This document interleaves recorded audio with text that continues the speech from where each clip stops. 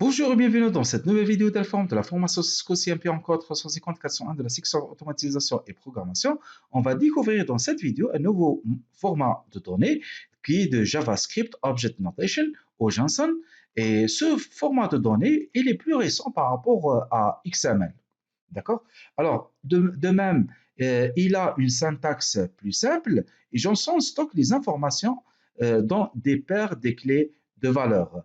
Et par la suite, notre format de données JSON, il utilise des objets pour son format et il est plus facile à lire et a moins de surcharge que XML.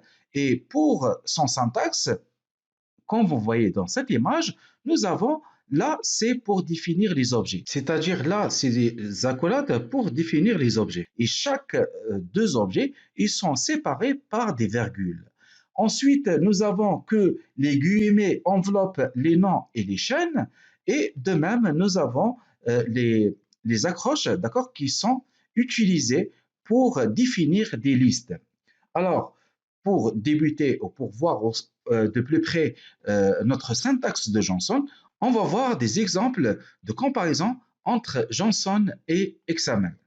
Alors, après l'ouverture de notre exemple de deux formats, d'accord, nous avons à la droite le format XML et de mon gauche, c'est le format JSON.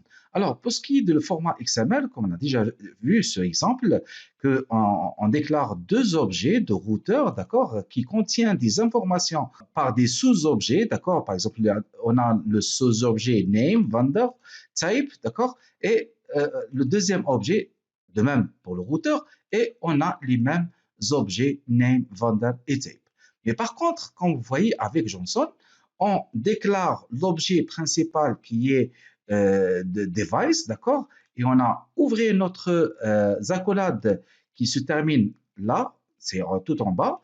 Après ça, on a déclaré notre objet routeur, d'accord, et on a par la suite fait ouvrir des accroches pour lister les informations de notre routeur. Et comme vous voyez, nous avons là, c'est un autre objet de notre premier routeur et on sépare ça par un virgule et on ouvrait pratiquement une autre accolade pour définir le deuxième sous-objet de notre objet principal de routeur. Alors, qu'est-ce que vous remarquez que nous avons utilisé deux objets pour le format XML, mais par contre, sur notre format JSON, on a utilisé un seul objet qui est de routeur, mais par la suite, on a fait deux objets de ce routeur, d'accord, qui sont listés avec des accroches. Alors, voilà ce qu'on peut avoir avec cette vidéo.